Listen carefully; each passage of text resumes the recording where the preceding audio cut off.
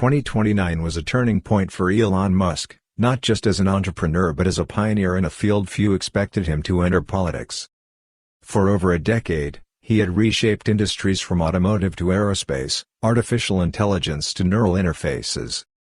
His companies were not simply businesses, they were beacons for the future of humanity. He famously declared that he wanted to make humans a multiplanetary species, and many believed he was well on the way to doing so. But what was next?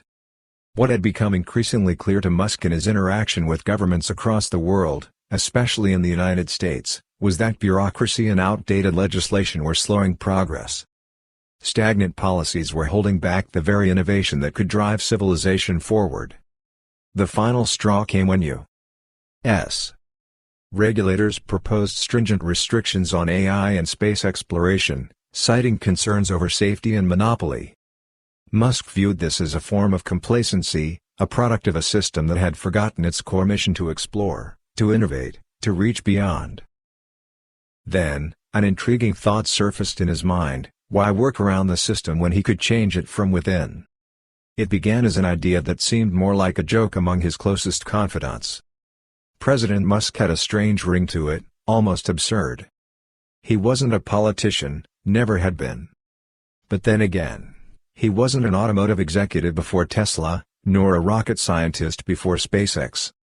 He had disrupted industries dominated by century-old giants and made them bend to his vision. And so, the idea took root.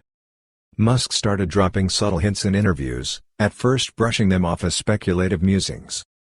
But as the political climate in America grew increasingly divided, with traditional candidates failing to inspire hope, something unexpected happened. People started taking the idea seriously. Social media exploded with debates about what a Musk presidency could look like. His supporters, already devoted to his technological endeavors, began calling for him to run. Musk wasn't blind to the challenges. There were legal hurdles, particularly the fact that he was born in South Africa, making him constitutionally ineligible for the presidency. But if there was one thing Musk excelled at, it was solving impossible problems. He had built reusable rockets when experts claimed it was unfeasible. He had made electric cars mainstream despite the entire auto industry betting against him. Changing an outdated constitutional law? It wouldn't be easy, but it wasn't impossible. The movement gained traction. Prominent figures in tech, business, and even politics began rallying behind him. If America wanted to remain at the forefront of innovation, they argued, it needed a leader who understood the future, not a career politician, but a visionary. Musk's speeches became more pointed, his criticisms of governmental inefficiency more direct. He was no longer just an outsider mocking the establishment, he was positioning himself as the only viable alternative. The world watched as a new chapter in Musk's life began, one that would shake the foundations of American politics and redefine what leadership meant in the modern age. Musk knew that to even consider running for president, he had to tackle the biggest obstacle standing in his way: the U.S. Constitution. Article 2, Section 1, Clause 5 explicitly stated that only a natural-born citizen could hold the highest office in the country. Musk, born in Pretoria, South Africa, did not meet that criterion. To most, this would have been the end of the road.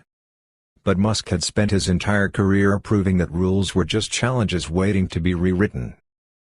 The first step was to rally public opinion. Musk understood better than anyone how to leverage social media, and he wasted no time in doing so. He started by posting polls on X, asking his followers whether America should allow naturalized citizens to run for president.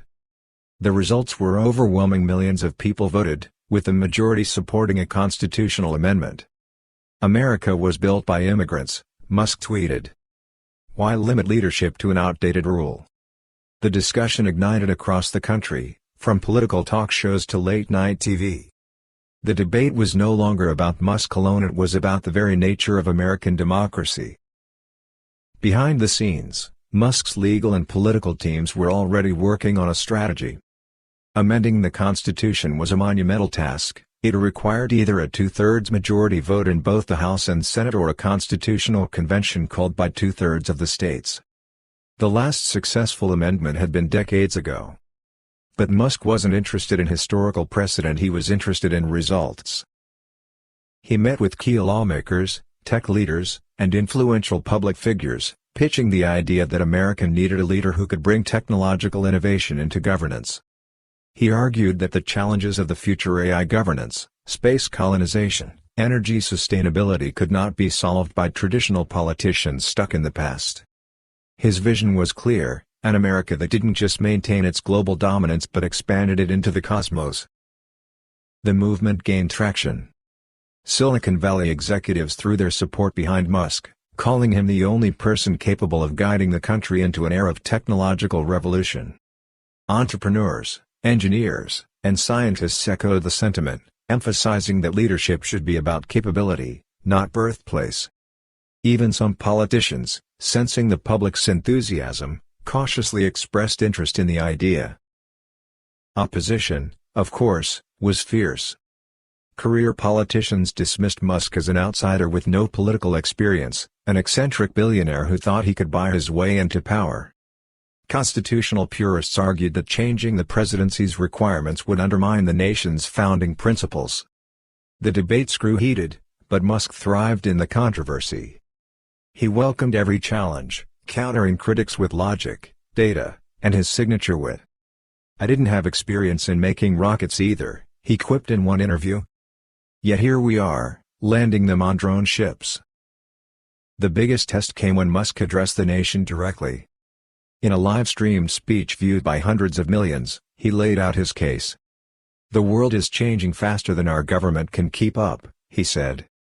"America was founded on the idea of progress, of breaking barriers, of achieving the impossible. The Constitution has been amended before when the nation needed change. Now, more than ever, we need that change again." The speech sent shockwaves through the political landscape. Protesters filled the streets both in support and in opposition. News networks ran endless coverage, analysts debating whether Musk's bid was a genius move or an impossible dream. But one thing was certain: he had forced the nation to confront the question. Should the leader of the free world be chosen based on outdated rules, or on their ability to shape the future? As Congress prepared for the greatest political showdown of the decade, Musk knew one thing: he had already changed the game. The battle for a constitutional amendment was now fully underway. Musk had turned public opinion into a political movement, but that was only the beginning. He needed votes, real, hard legislative votes, to change the very foundation of the United States government. This meant convincing members of Congress, many of whom saw him as a disruptor, a billionaire outsider who had no place in politics. To win, Musk did what he always did: he applied first principles thinking. He broke down the problem into its core components: power, influence, and negotiation. Who held the power? What influenced them? And how could he negotiate a path to victory? The answer was simple: build an unstoppable coalition. Musk's first move was to align himself with the most powerful political force in America, the people. His campaign team, composed of former political strategists and Silicon Valley's brightest minds, launched a nationwide grassroots movement.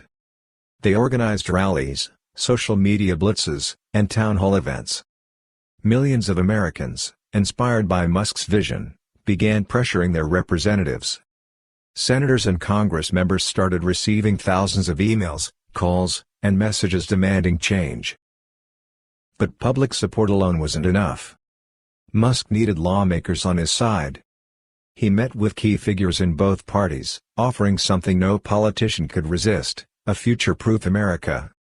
To conservatives, he emphasized economic growth, technological leadership, and energy independence. "Imagine an America that dominates AI, space, and energy," he told them. "We won't just lead the world, we'll define it." To progressives, he spoke of sustainability, universal internet access, and a technological revolution that would uplift all Americans. "Why are we still stuck in 20th century politics?" he asked. "We need governance that moves at the speed of innovation." Despite his efforts, resistance remained strong. Traditional politicians saw Musk as a wild card, someone they couldn't control. Some accused him of trying to create a technocracy, a government ruled by billionaires and engineers. Musk dismissed these claims with his usual bluntness. "If I wanted power, I wouldn't be running for office," he tweeted. "I'd just buy more companies." The tipping point came when Musk played his trump card: jobs and investment. He announced that Tesla, SpaceX, Neuralink, and The Boring Company would launch new multi-billion-dollar projects, but only in states whose representatives supported the amendment. The message was clear: back Musk's vision, and your state prospers. Ignore it, and you miss out on the industries of the future. Governors and mayors, hungry for economic growth, began pressuring their senators and representatives. The momentum became unstoppable. One by one, politicians who had previously dismissed Musk began shifting their stance. News outlets reported on the Musk effect, how his sheer influence was reshaping American politics. Even those who disagreed with him acknowledged his brilliance. "Love him or hate him," one commentator said, "Musk is playing 4D chess while everyone else is playing checkers." After months of relentless campaigning, the moment of truth arrived. The proposed amendment reached Congress for a vote. The chamber was packed, the entire nation watching. The debate was fierce. Traditionalists warned of irreversible consequences, while Musk's supporters argued for a new era of American leadership. Then, the votes were cast. The results flashed on the screen. The amendment had passed in Congress. The country erupted, celebrations in the streets, protests outside government buildings.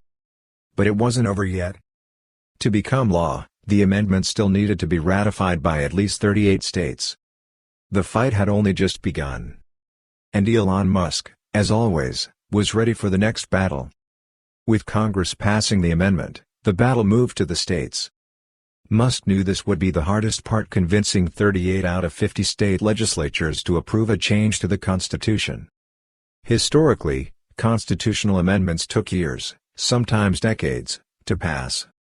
But Musk didn't believe in waiting. He believed in speed, efficiency, and overwhelming momentum.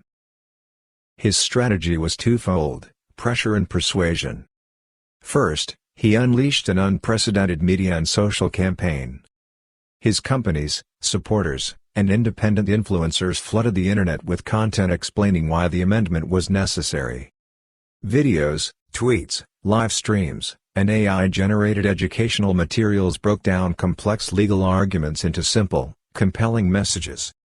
"America needs leadership that understands the future," Musk declared in a viral post. "Are we going to let outdated laws hold us back, or are we going to evolve?"